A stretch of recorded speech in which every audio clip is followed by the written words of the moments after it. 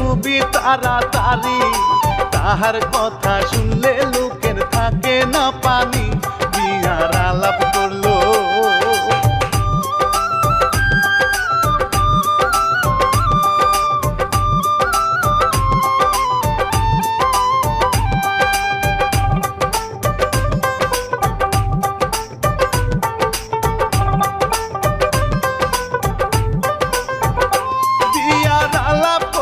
কথা শুনে পাইয়া গেল ভয়।